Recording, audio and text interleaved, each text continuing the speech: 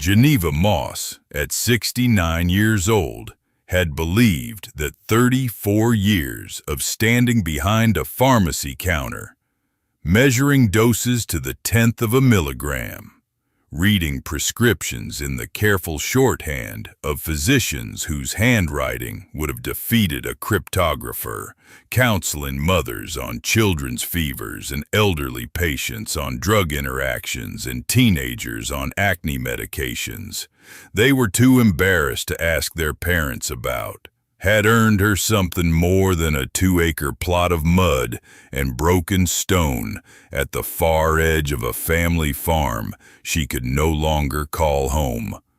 She had given 41 years to her husband Dillard, a county water inspector, whose idea of a romantic evening was explaining the mineral composition of Shenandoah Valley groundwater over a dinner she had cooked after a 10-hour shift at the Elkton family pharmacy.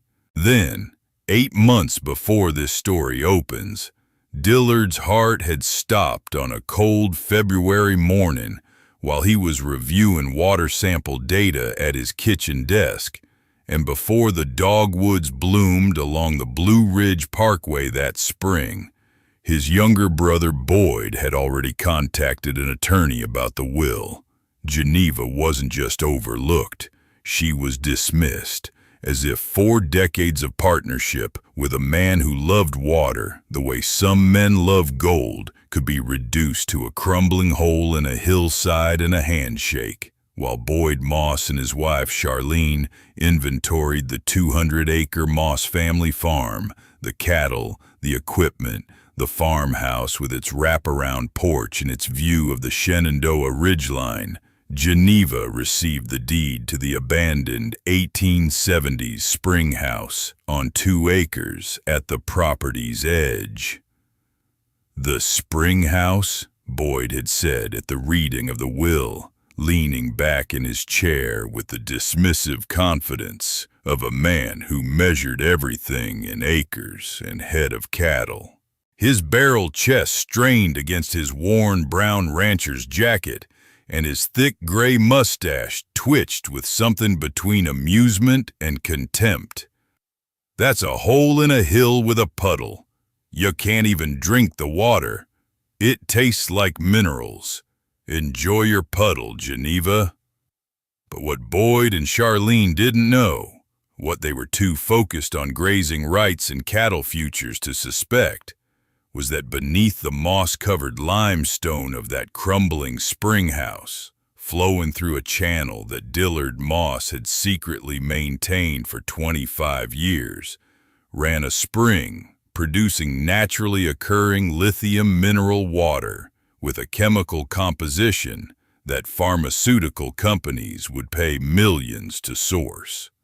Dillard had spent a quarter-century testing that water through 3 independent laboratories, filing water extraction rights, and beginning an FDA mineral water certification process that was nearly complete when he passed.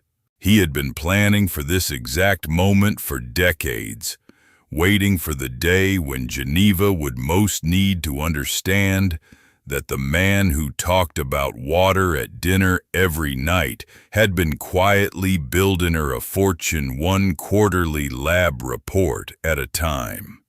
If you've ever felt the world dismiss you because of your age, if you've been handed what everyone else called worthless and told you should be grateful for it, if you've sat alone in a quiet kitchen after losing the person who mattered most, and wondered whether your years of patience and sacrifice would ever amount to anything more than someone else's punchline, this story is for you. Subscribe now and hit the bell, because what Geneva Moss found when she stepped inside an 1870s Springhouse in the Shenandoah Valley will make you believe that the quietest love builds the strongest foundations, and that justice never forgets the correct address, even when everyone else has stopped looking. Welcome to the last chapter. The will was read in the office of a Harrisonburg estate attorney on a gray Thursday morning in late October, 8 months after Dillard's funeral. The room smelled of old carpet and the metallic tang of a radiator that had been turned on for the first time since spring, and the single window overlooked a parking lot where Geneva's older sedan sat beside Boyd's mud-splattered white pickup truck with the Moss family farm decal on the tailgate. Autumn in the Shenandoah Valley had already turned the hardwoods on the mountain ridges to copper and rust, and the morning light through the window carried the thin, watery quality of a season that was running out of warmth. Geneva sat on one side of the table in her long, forest green quilted vest over a cream wool turtleneck and dark brown corduroy trousers, her sturdy brown leather hiking boots flat on the floor, her brown leather suitcase with its brass clasps resting beside her chair. The small gold mortar and pestle pin on her vest caught the radiator light, her pharmacy school graduation pin, the one she had worn every working day for 34 years behind the counter at the Elkton Family Pharmacy. Her tortoise-shell reading glasses sat low on her nose, and her shoulder-length silver hair was tucked behind her ears with the practical neatness of a woman who had spent her career keeping her hair out of her face while she measured compounds and filled prescriptions. Her hands rested on the table, the steady, precise hands that had counted pills and measured doses and never, in 34 years, made a dispensing error. Boyd sat across from her, his sweat-stained tan cowboy hat on the table beside him, his thick gray mustache bracketed in a mouth that seemed permanently set in an expression of impatient dismissal. His worn brown rancher's jacket was open over a denim shirt, and his scuffed cowboy boots were planted wide on the floor in the posture of a man accustomed to standing in fields and giving orders to cattle hands. Beside him, Charlene held her leather portfolio open on the table, her auburn hair pulled tight in a low bun, her thin lips pressed together in the particular concentration of a woman who was already running numbers before the numbers had been officially read. What Geneva didn't realize yet was that Dillard had arranged every element of this inheritance with the same methodical precision he had applied to testing water samples for 30 years. The attorney read the will in a measured, careful voice. The 200-acre Moss family farm, the farmhouse, the cattle, the equipment, the barns, the fencing, the grazing leases, passed to Boyd Moss. Dillard's reasoning, documented in a personal letter attached to the will, was straightforward. The farm had been in the Moss family for 4 generations.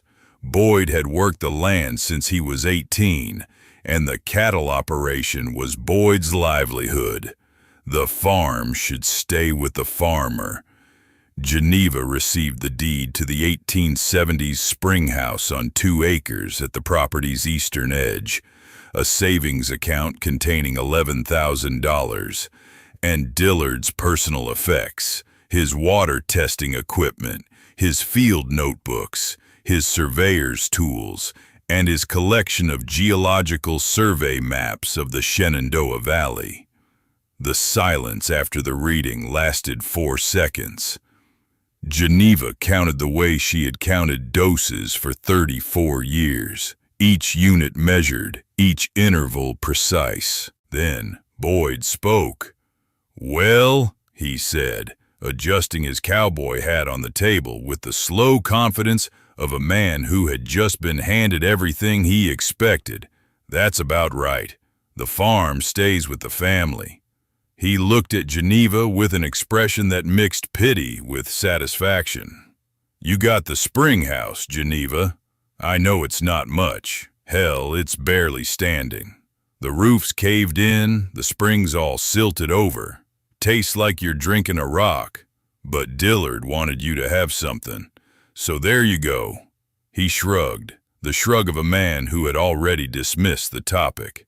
Maybe fix it up as a garden shed or something. Charlene leaned forward, her thin-lipped mouth curving into a smile that did not reach her eyes.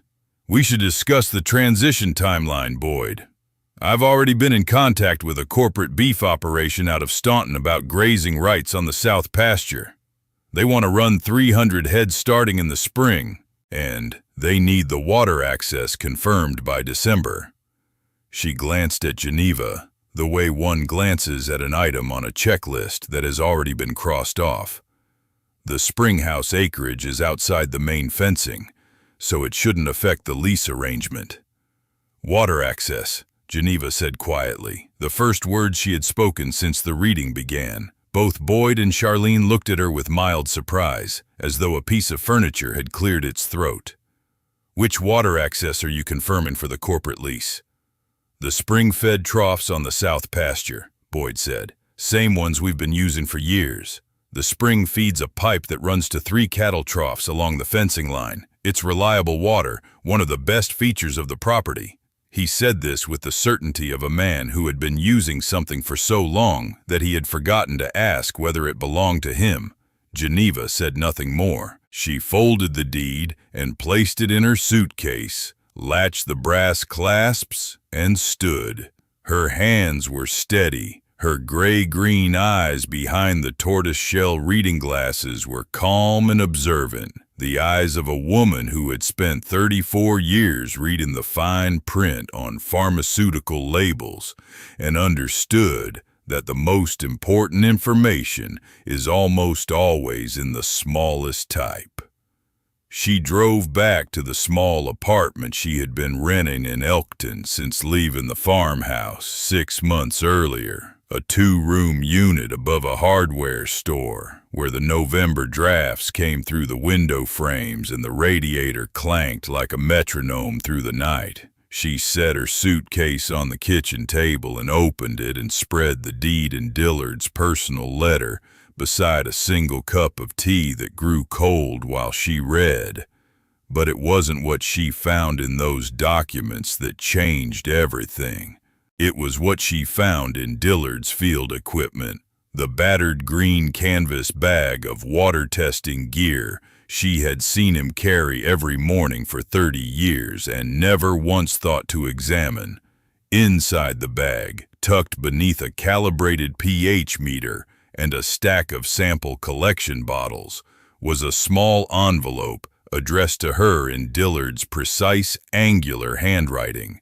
The handwriting of a man who filled out water sample submission forms the way a surgeon fills out operative reports, every letter deliberate, every number exact. The envelope contained a single handwritten note and a hand-drawn map of the Springhouse property with an X marked on the interior wall of the limestone chamber and the words, "Behind the block with my mark. The pipe has everything. Trust the data, Jenny. You were always the scientist in this family." That note changed the temperature of the room. Geneva set down her tea and picked up the map and held it under the kitchen light with the same focus she had once brought to reading a prescription she wasn't quite sure about, the kind where the dosage seemed unusual, where the interaction flags were firing, where a less careful pharmacist might have filled it without a second look. But Geneva Moss would call the prescribing physician and verify every milligram before releasing a single pill. She drove to the Springhouse the following morning. It was the last week of October, and the Shenandoah Valley wore late autumn like a threadbare quilt. The hardwoods on the mountain ridges stripped to their bones except for the oaks, which clung to their copper leaves with the stubbornness of things that refuse to let go before they're ready. The rolling farmland on both sides of the 2-lane road was brown and dormant, the cattle fencing stretching across pastures where Boyd's herd grazed in loose clusters, their breath steaming in the cold morning air.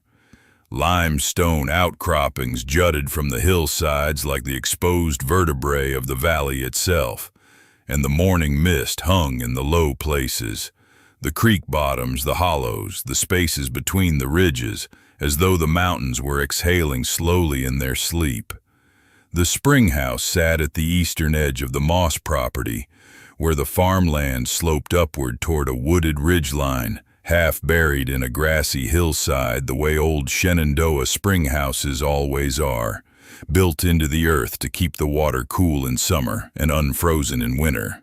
From a distance, it looked like exactly what Boyd had described, a ruin. The hand-cut limestone walls were covered in moss and lichen that had been accumulating for decades. Given the stone, the mottled gray-green appearance of something the earth was slowly reclaiming. The wooden roof had partially caved in, the oak beams weathered to the color of old bone where they lay exposed to the sky. Ferns and wild columbine grew from cracks in the stonework, and a thin trickle of water seeped from the base of the structure, where the original spring channel emerged from the hillside. Geneva set her suitcase on the grass beside the iron-hinged wooden door and stood for a moment, looking at the Springhouse with her reading glasses low on her nose and her silver hair tucked behind her ears, and she let the pharmacist in, her takeover. The part of her brain that assessed things systematically, that didn't accept surface appearances, that knew the difference between what something looked like and what it actually was. She pushed the door open and stepped inside. The hinges moved smoothly, too smoothly for a door that was supposed to have been abandoned for decades.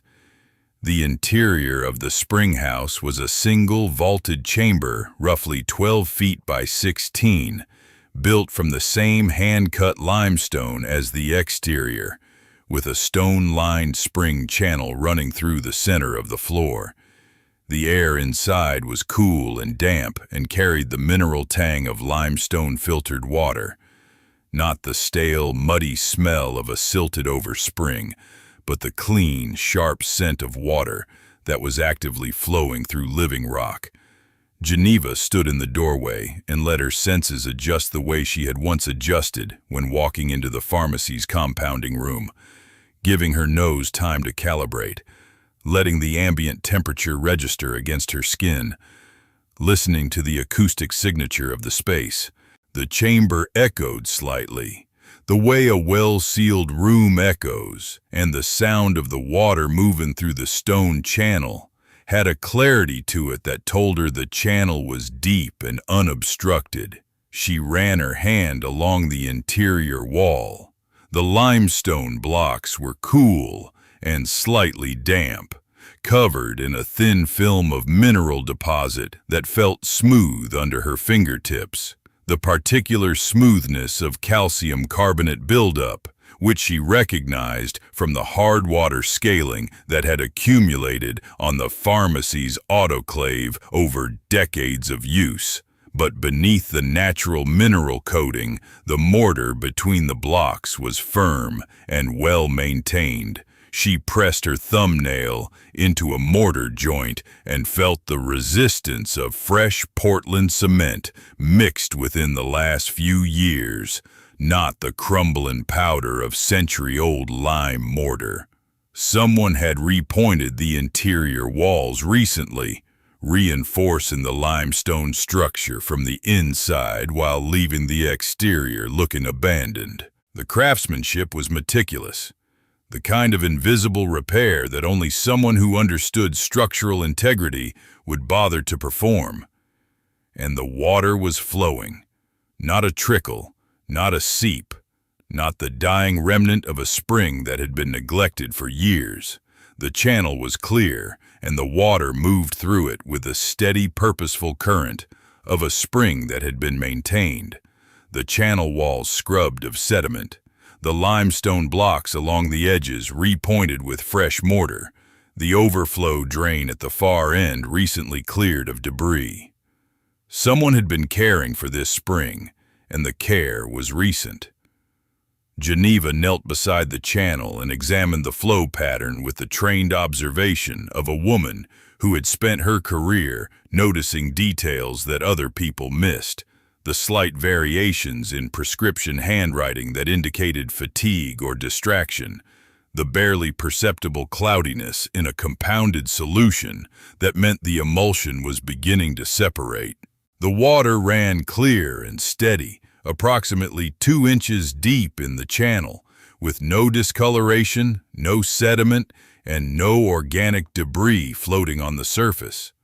Boyd had lied. The spring was not silted over. The water did not taste like minerals in the way he had described. The dismissive way a man talks about something he wants you to believe is worthless. The spring was clean, flowing, and maintained, and the only person who could have maintained it was Dillard, which meant Dillard had been coming here regularly for years without telling anyone what he was doing or why. Geneva knelt beside the spring channel and dipped her fingers into the water. It was cold, colder than she expected. The deep cold of water that has traveled through hundreds of feet of limestone bedrock before reaching the surface. She brought her fingers to her lips and tasted it, and the pharmacist's palate that had spent 34 years identifying compounds by their chemical properties registered something immediately. The water had a distinctive mineral character, not unpleasant but pronounced.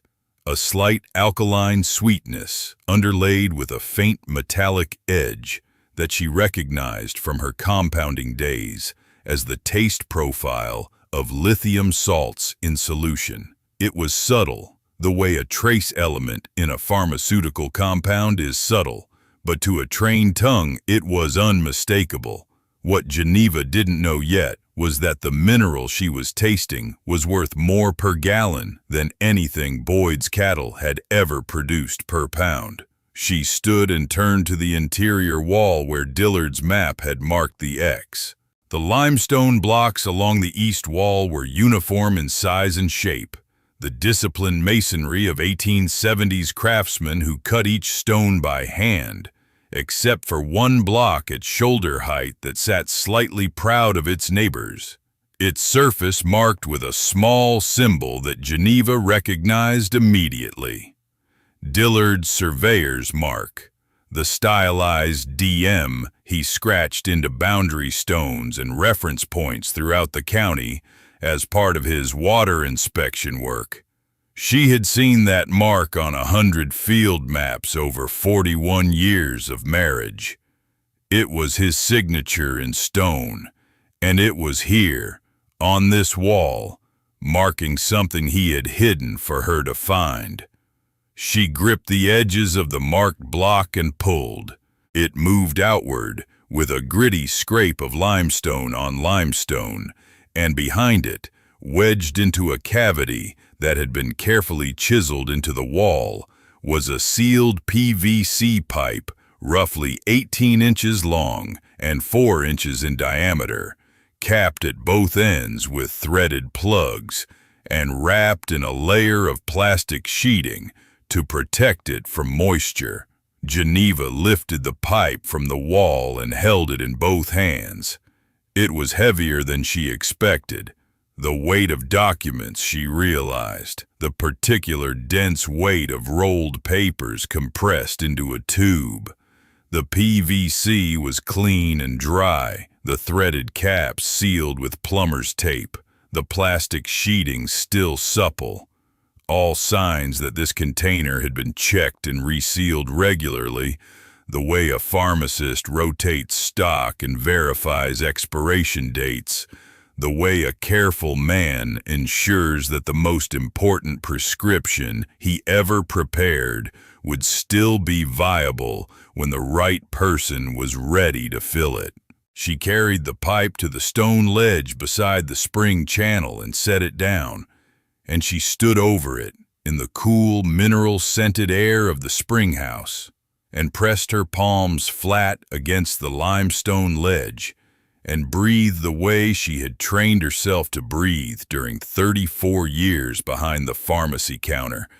The slow, measured breath of a woman who knows that the most important moment in any procedure is the one just before you open the container and examine what's inside. She thought about Dillard's hands, the methodical, careful hands of a water inspector who treated every sample as though it might contain the answer to a question no one else had thought to ask. She thought about the evenings he had come home late from work, and she had assumed he was running behind on inspections. And now she understood that some of those evenings he had been here in this chamber, checking the spring, recording measurements, sealing documents inside this pipe for her to find after he was gone. The weight of that realization settled over her, like the cool air of the Springhouse itself. Not sudden, not dramatic, but deep and pervasive, the way cold seeps into limestone and becomes part of the stone. The spring water murmured through the channel beside her, steady and patient, the sound of something that had been flowing through this limestone for centuries and would continue flowing long after everyone in this story was gone. A fern growing from a crack in the wall above the ledge curled its fronds toward the light from the collapsed roof, and outside, through the gap where the oak beams had given way, Geneva could see the mountain ridgeline against the overcast sky, the bare hardwoods standing like dark filaments against the gray, and a single red-tailed hawk circling above the valley in the slow, deliberate spirals of a bird that has all the time in the world to find what it's looking for. She unscrewed the first cap of the PVC pipe and tilted it, and a rolled bundle of documents slid partway out, followed by a small USB drive sealed in a plastic bag. She pulled the documents free and unrolled them on the stone ledge, pressing the corners flat with the sample bottles from her suitcase. Bottles she had packed from Dillard's field kit without knowing she would use them here, in this place, for this purpose.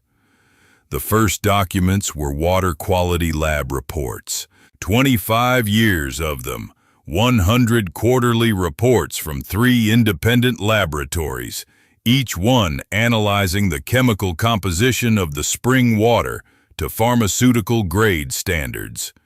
Geneva read them the way she had read prescriptions for 34 years, quickly, fluently, her trained eye scanning the columns of chemical data the way a musician scans sheet music, recognizing patterns and concentrations and significance in the numbers the way she had once recognized drug interactions and dosage anomalies. The reports documented naturally occurring lithium concentrations in the spring water at levels that made her set down the first page and pick it up again, and read the numbers a second time to make sure she hadn't misread them. She hadn't. The spring produced water with a lithium concentration of 3.2 milligrams per liter, naturally occurring, not artificially enhanced, along with a mineral profile that included therapeutic concentrations of magnesium, potassium, and trace elements in a combination that pharmaceutical companies spent millions trying to source from natural springs around the world. Geneva knew this because she had spent 3 decades filling prescriptions for lithium-based medications and understood, with the precise clarity of a pharmacist's training, exactly what these concentrations meant in commercial terms. This was not ordinary spring water with a mineral taste. This was a natural, pharmaceutical-grade mineral source, the kind of spring that European mineral water companies built entire brands around, and that American pharmaceutical procurement divisions searched for constantly, because natural-source lithium was exponentially more valuable than synthetic alternatives. She needed to call someone who could verify what she was reading. She needed Faye. Faye Dinwiddie answered on the second ring, the way she had always answered, promptly, precisely, in the clipped professional tone of a compounding pharmacist who had spent 40 years treating every phone call as a potential consultation.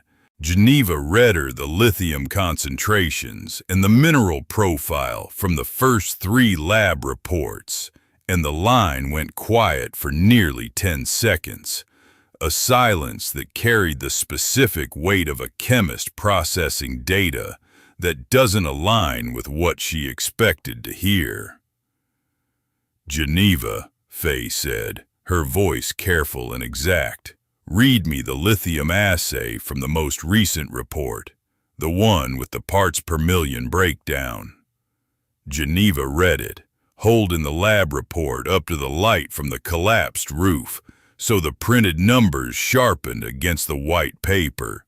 3.2 milligrams per liter, naturally occurring, confirmed across 3 independent labs over 25 years of quarterly sampling, Faye said. "Geneva, do you understand what you're looking at? That concentration puts your spring in the top fraction of 1% of natural lithium sources in North America. Pharmaceutical companies pay licensing fees in the millions for exclusive access to springs like this. The mineral profile you just read me, the lithium, magnesium, and potassium ratios, that's the exact composition that the pharmaceutical industry calls therapeutic-grade natural mineral water, and it's the composition they cannot synthesize economically in a lab.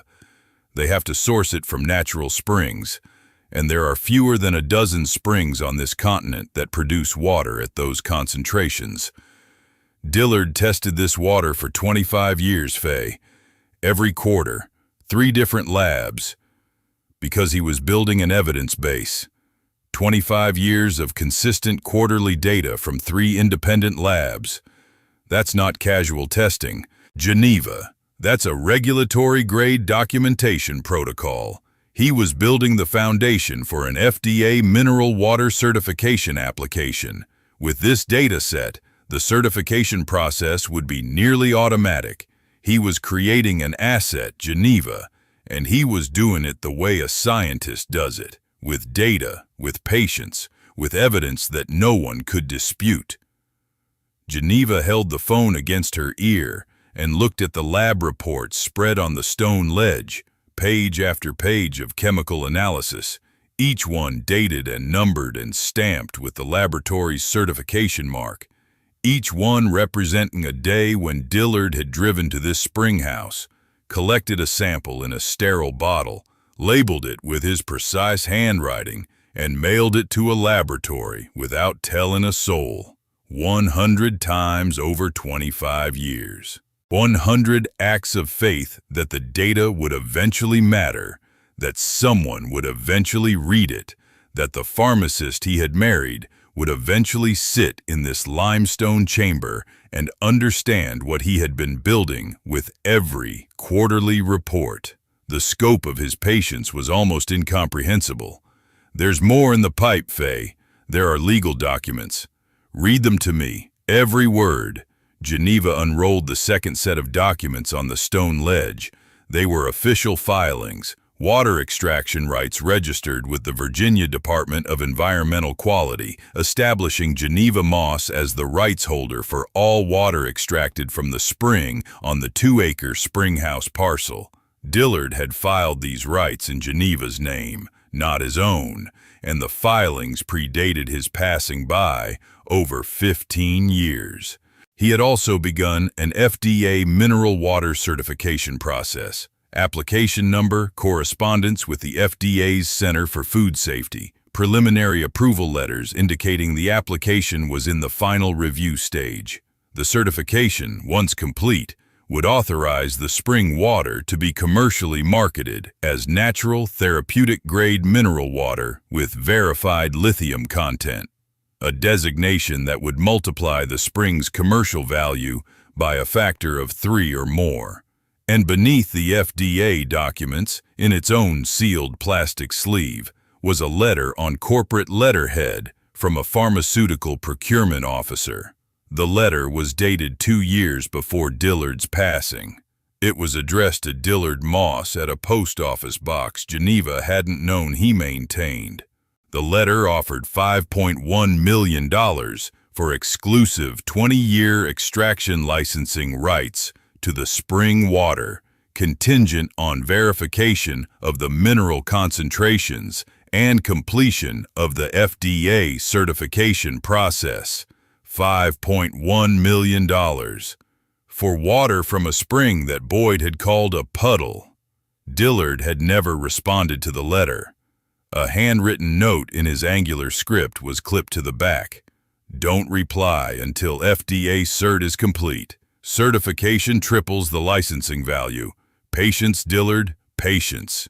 He had been waiting, with the methodical discipline of a man who had spent 30 years testing water and understood that the value of anything increases when you let the evidence accumulate before you make your case. Geneva set the letter on the stone ledge and pressed her palms flat against the cool limestone and felt the full weight of what Dillard had done settle over her like a quilt pulled up on a cold night.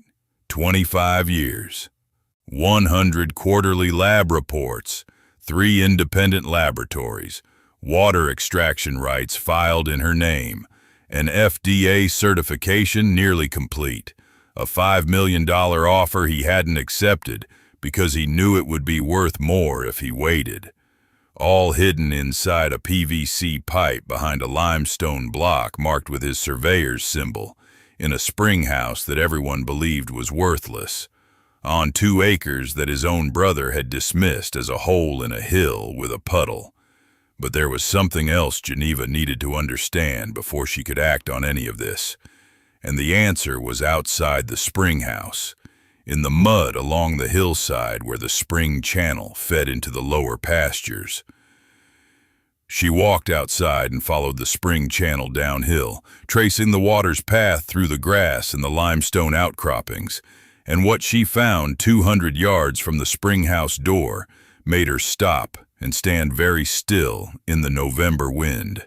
Fresh cattle tracks, dozens of them, churned into the mud along both sides of the spring channel where the water flowed across the lower slope before disappearing underground at the property boundary, and beside the tracks, partially hidden beneath a tangle of wild grape and Virginia creeper, a 4-inch PVC pipe running from the spring channel across the property line into Boyd's south pasture, a makeshift diversion that channeled water from Geneva's spring directly into 3 cattle troughs visible a quarter-mile away, where Boyd's herd stood drinking in the cold morning air.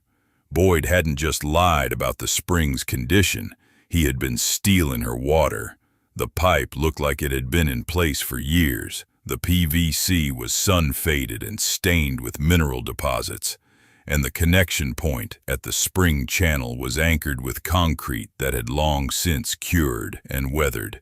15 years at least, based on the aging of the materials. Boyd had been illegally diverting water from Geneva's spring to his cattle troughs for 15 years, using a water source that belonged to her property, that was registered in her name, and that he had dismissed as a worthless puddle while he quietly pumped it to feed his herd.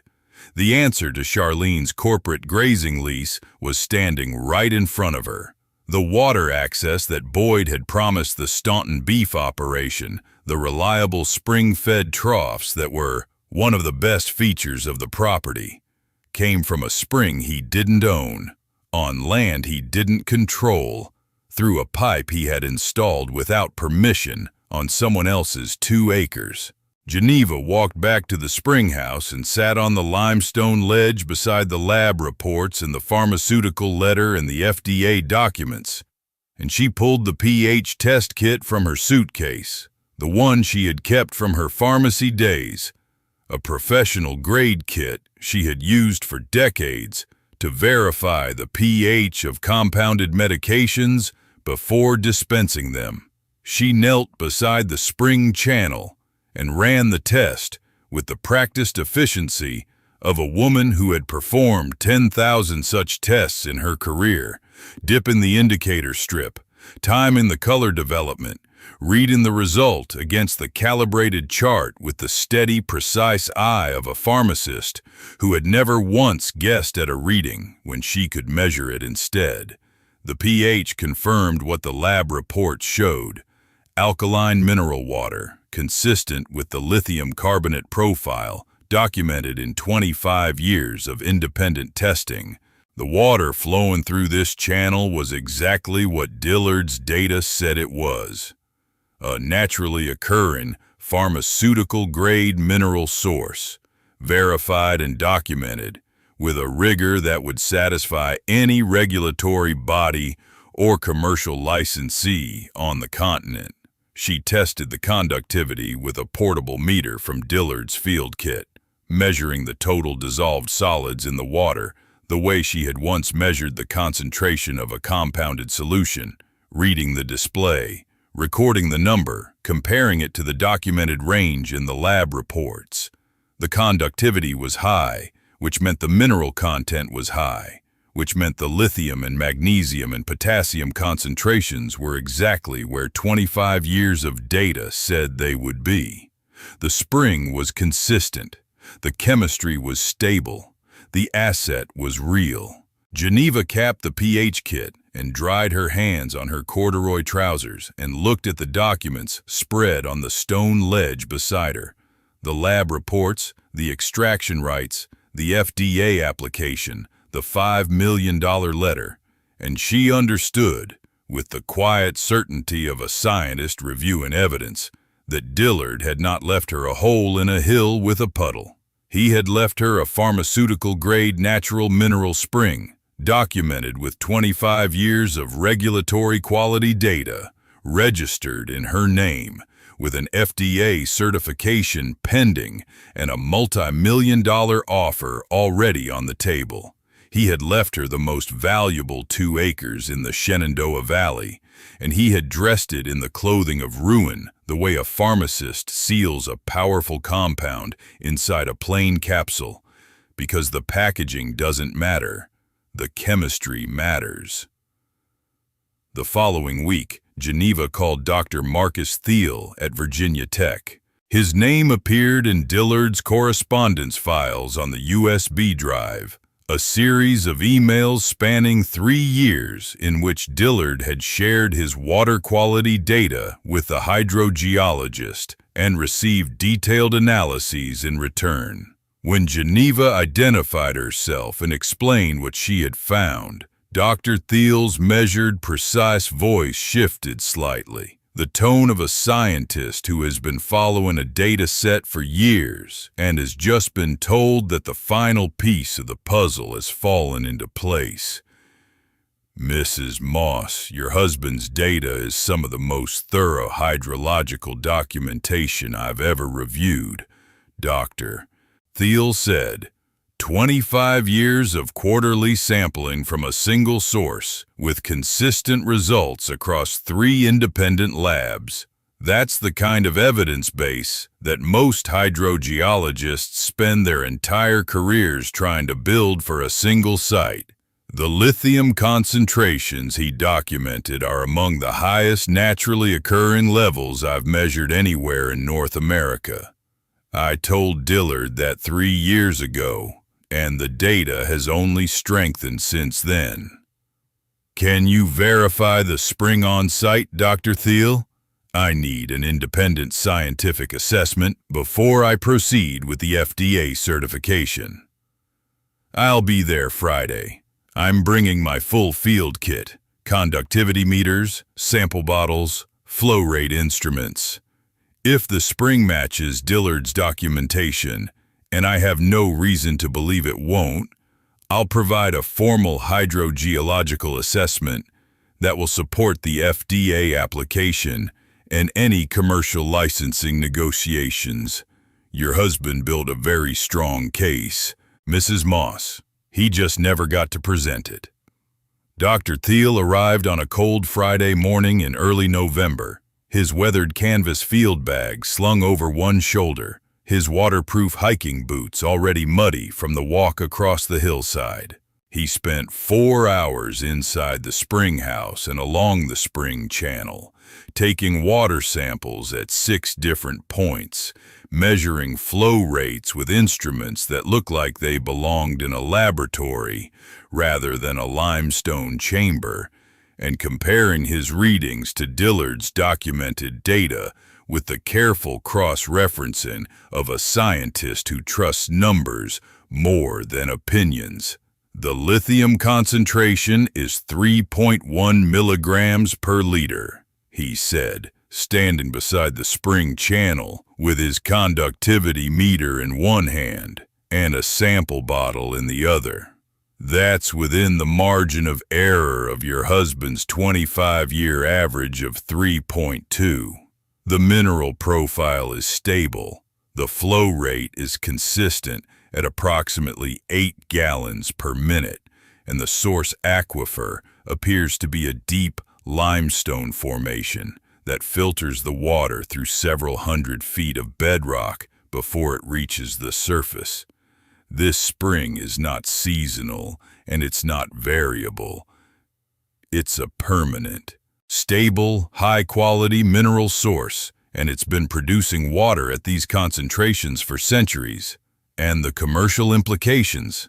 Mrs. Moss, I provided your husband with a conservative commercial assessment 3 years ago that valued the extraction licensing rights at $4 to $6 million, assuming FDA certification. Since then, 2 additional pharmaceutical companies have entered the natural lithium sourcing market, and the demand for certified natural source mineral water has increased by roughly 40%. The $5.1 million offer your husband received 2 years ago was likely a lowball. The company was trying to lock in rights before the FDA certification was complete because they knew the certification would increase the value significantly. With a completed certification, I would estimate the current licensing value at $12 to $15 million. Geneva looked at the spring water flowing through the channel. The clear, steady current that Dillard had protected for 25 years, that Boyd had been stealing for 15, that Charlene had promised to a corporate beef operation as though it were hers to sell. The water caught the cold November light and scattered it across the limestone walls in shifting patterns. And in those patterns, Geneva saw the shape of what Dillard had built.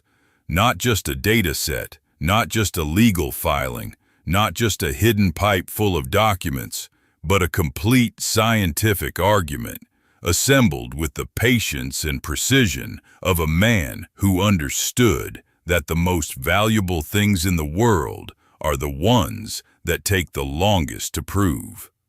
The third ally came to the Springhouse on a Saturday afternoon, walking up the hillside with rolled survey maps under one arm and the slow, deliberate gait of a man who had spent 40 years measuring property boundaries and understood that the land doesn't lie even when the people on it do. Harlan Moyer had been Dillard's fishing buddy for 30 years. They had stood together in the South Fork of the Shenandoah River every October, casting for smallmouth bass and talking about water rights and property lines, the way other men talked about football and politics. Dillard told me about the spring, Geneva, Harlan said, unrolling a survey map on the stone ledge inside the Springhouse and weighting the corners with sample bottles. His faded green John Deere cap was pulled low over his weathered tan face, and his deep laugh lines creased as he squinted at the property lines drawn in Dillard's precise hand. Not everything, not the lab reports, not the money part, but he told me about the water rights, and he told me about Boyd. What did he tell you about Boyd? He told me Boyd knew the spring was valuable. Boyd came to Dillard 6 years ago. I was there, Geneva. I was at the river when Boyd drove up in that white truck and walked down to where we were fishing and said he wanted to buy the Springhouse. Offered Dillard $20,000 for the deed. Dillard said no. Boyd came back a year later and offered 30. Dillard said no again. Boyd said, "It's a worthless pile of rocks, Dillard. Why won't you sell it?" And Dillard looked at him and said, "If it's worthless, why do you want to buy it?" Boyd didn't have an answer for that. He just walked back to his truck and drove off. Boyd knew the spring had value. Boyd knew the water was special. He'd been using it for his cattle for years. He knew those animals drank better and looked better than cattle on any other water source in the valley. He didn't understand the chemistry the way Dillard did, but he understood the results. That's why he wanted the Springhouse. And that's why he told you the spring was silted over and the water was undrinkable. Because if you believed that, you might sell him the deed for nothing, and then the whole spring would be his. And the pipe, the one running from the spring channel to his cattle troughs? Harlan nodded slowly. I surveyed that pipe 3 years ago at Dillard's request. It crosses the property boundary at a point approximately 200 yards southeast of the Springhouse, runs underground for 600 feet, and surfaces at the first cattle trough on Boyd's south pasture. The pipe is 4-inch PVC, installed approximately 15 years ago, based on the weathering and mineral deposits. It was installed without a water use permit, without an easement, and without the consent of the property owner, which was Dillard at the time of installation, and is now you. Under Virginia water law, unauthorized diversion of water from a privately held spring constitutes water theft, and the property owner is entitled to back usage fees, calculated at the commercial rate for the volume diverted over the period of unauthorized use. How much would that be, Harlan? At 8 gallons per minute flowing through a 4-inch pipe for an estimated 15 years, assuming standard agricultural water rates, somewhere between $300,000 and $450,000. And that's at agricultural rates. Geneva. If the water is classified as pharmaceutical-grade mineral water, which Dr. Thiel's assessment confirms, the back usage fees would be calculated at the commercial mineral water rate, which is roughly 20 times higher. Boyd has been stealing water worth millions and using it to fill cattle troughs. Boyd has been stealing water that pharmaceutical companies would pay a fortune to source, and he's been using it to hydrate livestock. That's like using a Stradivarius as a doorstop. Harlan rolled his survey map and tucked it under his arm. Dillard documented everything, Geneva. The pipe installation, the flow measurements, the property boundary violations. It's all on that USB drive. He was building a case the same way he built everything, one careful measurement at a time, one quarterly report at a time, one piece of evidence at a time. He didn't confront Boyd because confrontation wasn't Dillard's way. Data was Dillard's way. Evidence was Dillard's way. And the evidence is airtight. The meeting was held in the office of Geneva's attorney in Harrisonburg on a cold Monday morning in late November, 4 weeks after the Springhouse discoveries. The conference room overlooked the Shenandoah Valley, and the late autumn light came through the windows and fell across the table in thin golden bars that made the stack of lab reports and legal documents glow against the dark wood. Geneva arrived first. She wore her forest green quilted vest over her cream wool turtleneck and dark brown corduroy trousers, her sturdy brown leather hiking boots quiet on the hardwood floor. She set her brown leather suitcase beside her chair and folded her steady, precise hands on the table, and waited with the patience of a woman who had spent 34 years waiting for lab results, knowing that the data would speak for itself. Boyd arrived 8 minutes late, Charlene beside him, their attorney from Staunton trailing behind. Boyd's sweat-stained tan cowboy hat was in his hand, his barrel chest pushing against his worn brown rancher's jacket, his thick gray mustache bracketing a mouth set in the expression of a man who expected this meeting to be about the guardhouse purchase price he had been rehearsing in his truck on the drive over. Charlene had her leather portfolio open before she sat down, a spreadsheet of grazing lease projections visible on top. "Let's make this quick," Boyd said, settling into his chair. "I know you're probably looking for a better price on the Springhouse, Geneva. I get it. I'll go to $15,000. That's more than fair for 2 acres of hillside with a caved-in building on it. We need that corner of the property squared away before the Staunton operation starts running cattle in the spring." "Mr. Moss," Geneva's attorney said, "the Springhouse will not be sold, the 2 acres will not be transferred, and the Staunton cattle operation will need to find a different water source, because the spring that has been feeding your cattle troughs for the past 15 years belongs to my client, and its unauthorized use constitutes water theft under Virginia law." Boyd's expression held for exactly 3 seconds before the confident ranch owner mask cracked. His ruddy face darkened, his thick fingers gripped the armrests, and his gray mustache twitched as his jaw tightened. "My client is the holder of water extraction rights filed with the Virginia Department of Environmental Quality, registered in her name by her late husband Dillard Moss over 15 years ago. She is also the holder of 25 years of quarterly water quality lab reports from 3 independent laboratories documenting that the spring on her property produces naturally occurring lithium mineral water at pharmaceutical-grade concentrations. A formal hydrogeological assessment by Dr. Marcus Thiel of Virginia Tech confirms that the lithium concentration is among the highest naturally occurring levels in North America. An FDA mineral water certification application filed by Dillard Moss is currently in the final review stage, and upon completion, the commercial licensing value of the spring is estimated at $12 to $15 million. The silence in the room lasted 5 full seconds. Charlene's leather portfolio slipped from her lap and fell open on the floor, the grazing lease spreadsheet landing face up like a document that no longer applied to anything.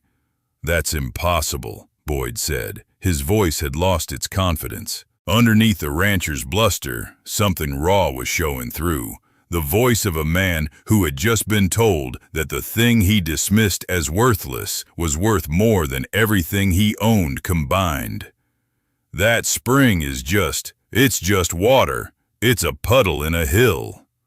"It is not a puddle, Mr. Moss.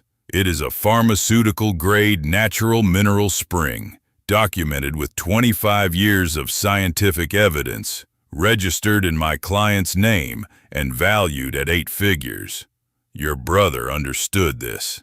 He spent a quarter-century building the evidence base, while you spent 15 years illegally diverting the water to your cattle troughs through a pipe you installed, without a permit, without an easement, and without the property owner's consent. Additionally," the attorney continued, "the unauthorized diversion of water from my client's spring over the past 15 years constitutes a violation of Virginia water rights law. Back usage fees have been calculated based on flow rate documentation provided by retired county surveyor Harlan Moyer, who surveyed the unauthorized pipe at Dillard Moss's request 3 years ago. At the commercial mineral water rate, the appropriate rate given the now verified pharmaceutical-grade classification of the water, the back usage fees total approximately $480,000. A county water theft complaint has been prepared for filing with the Rockingham County Circuit Court." Boyd stood up, his chair scraped against the floor. His ruddy face had drained to the color of old limestone, and his thick fingers opened and closed at his sides, as though reaching for something that was no longer there to grab. "You can't do this," Boyd said. "That water has been feeding my cattle for 15 years. My whole operation runs on that water. The Staunton lease depends on it. I promised them 300 head of water access capacity. I signed papers. You signed papers promising water access from a source you don't own, Mr. Moss. That's a contractual representation based on a resource you have no legal right to provide. When the Staunton beef operation learns that the water source you guaranteed was illegally diverted from a neighboring property, a property whose owner has now filed extraction rights and is pursuing pharmaceutical licensing, your grazing lease will collapse, and the Staunton operation will have grounds to pursue damages against you for breach of contract and fraudulent inducement. Charlene sat frozen in her chair, her thin lips pressed so tightly together they had disappeared into a single white line. The grazing lease spreadsheet lay on the floor at her feet, the numbers she had been calculating for months now meaningless. Projected revenue from cattle that would no longer have water, corporate partnerships that would dissolve the moment the water theft complaint was filed, a future built on a resource that had never been theirs to promise. "We'll fight this," Boyd said, but his voice had the hollow quality of a man reaching for a tool that isn't there. Dillard would never have wanted this. Dillard spent 25 years building the case that makes this possible, Mr. Moss. He filed the water rights in Geneva's name. He documented the unauthorized diversion. He preserved the evidence. He did exactly what a man does when he wants to protect the person he loves from the person he doesn't trust. Your brother was a patient man, Mr. Moss, and his patience was not for your benefit. The fight lasted 3 months and consumed everything Boyd and Charlene had budgeted for the Staunton cattle lease. Their attorney referred them to a water rights specialist in Richmond, who referred them to a property law firm in Charlottesville, and each successive attorney arrived at the same conclusion. The water extraction rights were valid, the spring belonged to Geneva, and the unauthorized diversion was indefensible. The legal fees mounted past $170,000 before the Staunton beef operation pulled out of the grazing lease entirely, citing Boyd's inability to guarantee the water access he had promised. The corporate deal Charlene had spent months cultivating evaporated in a single phone call when the Staunton operations manager learned that the water source feeding the South Pasture troughs was the subject of a county water theft complaint. The operations manager asked Charlene one question: "Can you confirm in writing that you have legal access to the water source described in the lease agreement?" Charlene could not. The lease was voided within 48 hours, and a formal demand letter arrived at the Moss farmhouse requesting the return of the $12,000 earnest deposit the Staunton company had paid. Charlene's leather portfolio, which had once held projections showing 6 figures of annual grazing revenue, now held a stack of legal notices and cancellation forms. The spreadsheets she had prepared so carefully, the partnership terms she had negotiated so confidently, the future she had been building on someone else's water, all of it dissolved like mineral deposits in a solution too dilute to hold them. 3 neighboring ranchers who had been considering partnership arrangements with Boyd withdrew their interest after word spread through the valley that the Moss family farm's most valuable water source belonged to the widow in the Springhouse. Boyd's cattle operation, which had depended on Geneva's spring water for 15 years, was forced to truck water from a municipal source at a cost of nearly $800 per week, an expense that erased his operating margins entirely and turned a profitable ranch into a cash drain. The cattle themselves, accustomed to the mineral-rich spring water that had kept them healthier than any other herd in the county, began showing the decline that comes with a sudden change in water quality. His veterinarian noted the difference within 6 weeks. By February, Boyd could not drive past the Springhouse without seeing the property lines that Harlan Moyer had resurveyed and marked with bright orange flagging tape. Geneva's 2 acres, Geneva's spring, Geneva's water, flowing clean and steady from the limestone hillside that his own brother had quietly fortified against this exact moment. Geneva completed the FDA mineral water certification in March, 7 months after the Springhouse discovery.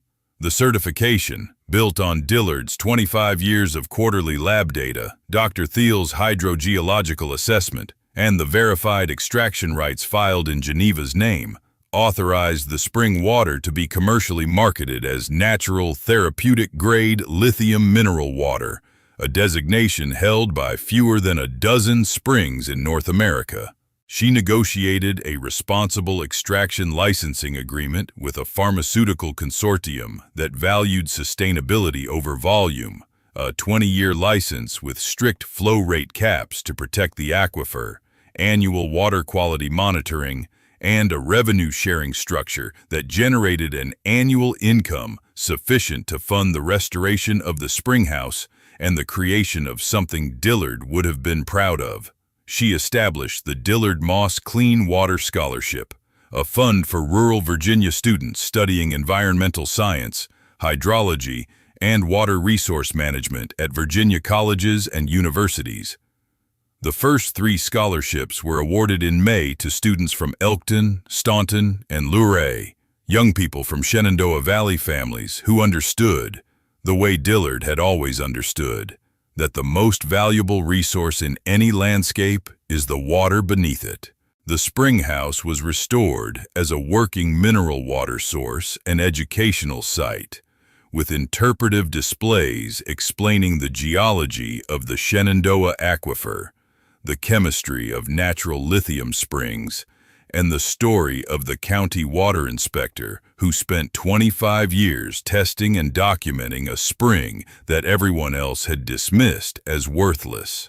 Local school groups visited on field trips, learning to test water pH and read mineral analysis reports the way Geneva had once taught pharmacy interns to read prescriptions, with precision, with patience, with the understanding that the numbers tell a story if you know how to listen to them. Faye Dinwiddie volunteered as a guest lecturer on pharmaceutical chemistry. Dr. Thiel brought Virginia Tech hydrology students for field exercises, and Harlan Moyer led property boundary workshops using the Springhouse as a case study in water rights law. The 2 acres that Boyd had called a hole in a hill with a puddle became one of the most visited educational sites in the Shenandoah Valley. And the spring that Dillard had protected for 25 years flowed clean and steady through its limestone channel, serving a purpose that was worth more than any cattle operation or grazing lease could ever measure. Geneva stood at the Springhouse entrance on a clear evening in late April, her hands resting on the restored limestone doorframe, her silver hair catching the last golden light as it angled across the valley. The spring murmured through its channel behind her, steady and patient, the sound of water that has been flowing through this rock for centuries and would continue flowing long after everyone in this story was gone. The mortar and pestle pin on her vest caught the light and threw a tiny gold reflection onto the stone, and in that reflection, Geneva saw the shape of everything Dillard had built, not just the evidence, not just the data, not just the legal filings and the hidden pipe and the 25 years of quarterly reports, but a complete act of love, assembled with the patience of a scientist and the devotion of a husband who understood that the most powerful prescription in the world is the one you prepare in silence for the person who will need it most.